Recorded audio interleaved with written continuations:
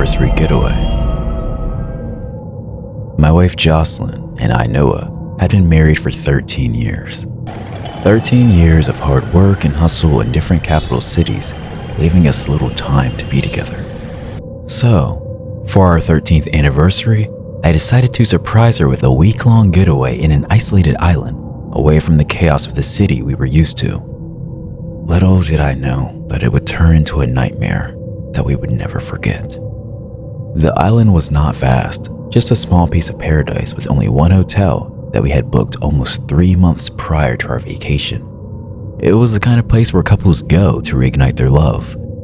On the day of our vacation, we drove to a coastal city which took around 3 hours to get there. When we finally arrived at the port, a small boat was waiting for us, its bright blue paint contrasting beautifully with the sea. The hotel's employee greeted us with a warm smile and helped us onto the boat.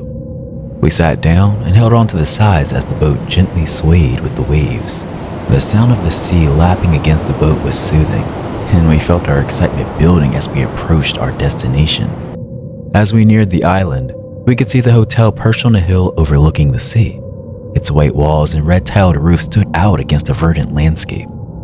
The boat slowed down and docked at a small pier, where we disembarked and were greeted by some of the hotel staff who welcomed us with refreshing drinks. The island was a wonder. The tall palm trees with their green leaves swayed in the breeze, and the sandy white beach met the clear turquoise sea. The jungle was full of thick vines, colorful flowers, and small streams running through it. The air was warm and fragrant with the smell of flowers. In the distance, we could see the hotel, a high, narrow building of many stories. When we stepped inside, we were greeted by the hotel owners, a lovely couple who had been married for 30 years. The man looked to be in his 60s while the woman looked slightly younger. They introduced us to the rest of the hotel staff, who were actually their adult children, 3 young men and 2 girls aged between 17 and 25. One of the staff showed us our room. It was a cozy little space with a breathtaking view of the sea. We were so excited to discover the island that we didn't stay too long in the hotel before going for a walk. As we were walking through the beautiful jungle, we noticed another boat approaching the island. It was a bit larger than the one we took, and it had more people in it. They also looked like couples, more guests. We spent our mornings having fun on the island, and when it got dark, we returned to the hotel. Everything was going great. The vacation was a hit. However, on the 3rd day, everything changed. One couple didn't make it back to the hotel after their day spent out on the island. It was getting late, and we started to worry about them. "They are probably just lost," I said to Jocelyne. "Are there any dangerous animals on this island?" She asked. "We have to go and look for them."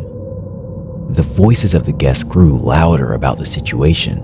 However, the hotel owner tried to reassure us by advising us that they were probably on their way back already. After a while, the woman arrived at the hotel. I can recall her name was Lisa, as that's what one of the other guests called her. They seemed to be friends. Lisa was crying and terrified, telling us how she lost her husband, Tom, in the thick jungle when they were trying to capture pictures of some monkeys. The hotel owner's face was grim as he spoke. "We have to go out looking for him. However, this place is pretty dangerous at night." Lisa was inconsolable, and we left her behind with the rest of the hotel staff as we set out with our flashlights to scour the island. We were divided into groups led by the hotel owner and his children. We searched for hours but couldn't find Tom anywhere. It's like he had vanished into thin air. Unfortunately, Jocelyne and I lost track of our group and found ourselves wandering aimlessly in the dark. Jocelyne was frightened, but I tried to reassure her, although I myself was a little bit scared too.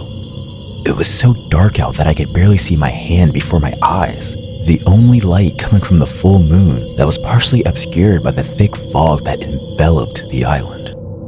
As we walked around, we could feel the sand sinking under our feet, and the sound of the waves crashing against the shore was the only thing that broke the eerie silence. We searched for a way back to the hotel, but it was hopeless. Suddenly, we spotted one of the staff members carrying a black trash bag and a woman's sun hat. which was strange given that it was nighttime. He seemed flustered and sweaty when we approached him for directions, and I couldn't shake the feeling that something was off about him. When we returned to the hotel, we discovered that Tom had still not been found, and the owner was furious with us for not sticking together. "What if you were lost too? I am not here to babysit you guys," he muttered under his breath. Everyone then retired to their rooms for the night, but I noticed me and Jocelyne were now being watched. Every single move we made was now scrutinized by the hotel staff, which even added to the feeling of unease that was smothering us already. As I lay in bed that night, I realized that I had seen the sun hat before. It belonged to Lisa.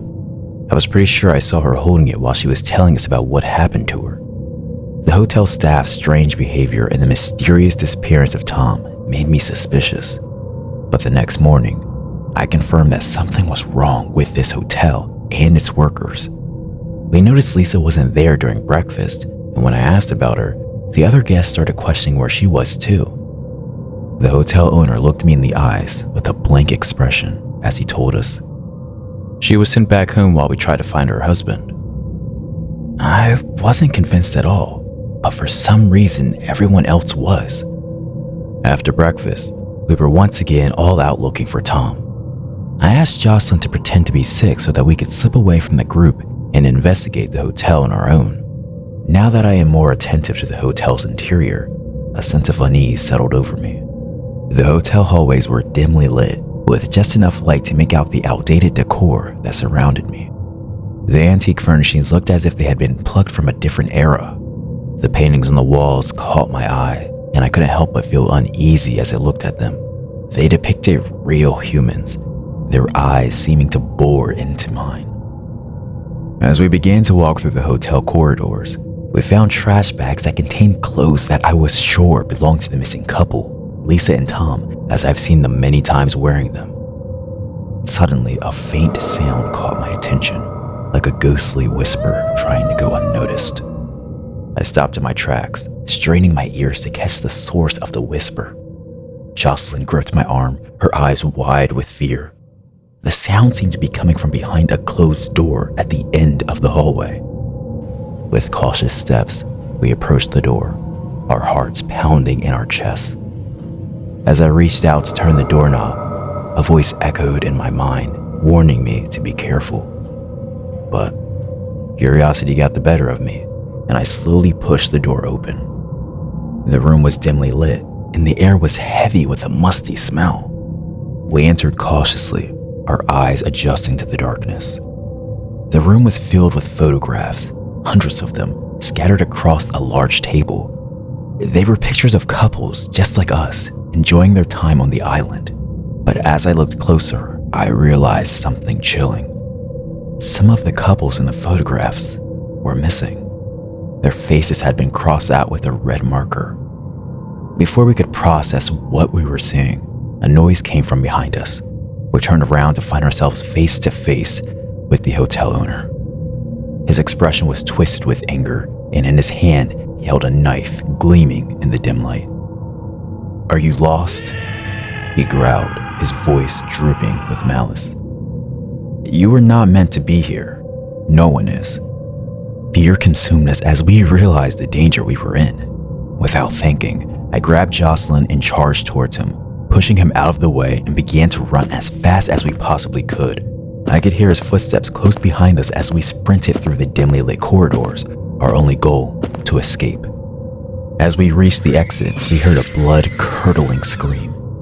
It was the scream of one of the other guests. We hesitated for a moment, torn between our own survival and helping others. It was a split-second decision. However, our bodies kept moving. Fight or flight kicked in and adrenaline filled our bodies. As we bolted through the exit and into the sunlight, we realized the island, once a paradise, had become a nightmare. We were breathless and disoriented as we stumbled across the sandy beach. The sound of the crashing waves drowned out our frantic footsteps. We scanned the horizon, desperately searching for any sign of help. A faint rumble caught our attention. We turned to see a boat approaching the shore. It was the same boat that had brought us to the island. We ran towards the boat, shouting and waving our arms to get the attention of the crew. They spotted us and quickly turned towards our direction. With trembling hands, we climbed aboard as it approached us. As the boat pulled away, the imposing figure of the island, now a symbol of terror rather than luxury. Once we reached the mainland, we sought refuge in a small seaside town while we tried to gather our thoughts on how we can get back to our car in the seaside down in which we left it. With our minds still haunted by the island and its dark secrets, the photographs, the crossed out faces, and the hotel owner's chilling words replayed in our minds, a constant reminder of the danger we had narrowly escaped. The weight of the island's secrets lifted ever so slightly as days passed, but we knew that the scars would always be a part of us. We returned back to our car via a bus that traveled to the town every hour. As we drove away from the seaside town, we couldn't help but wonder if someone would ever uncover the truth about the island, about the missing couples, and why hasn't anyone taken this to the local authorities? Maybe they were as scared as we were to mention it, in fear of it coming back to us. We decided to focus on rebuilding our lives, grateful for our narrow escape and determined to cherish each day as a gift, forever scarred by our time on that island.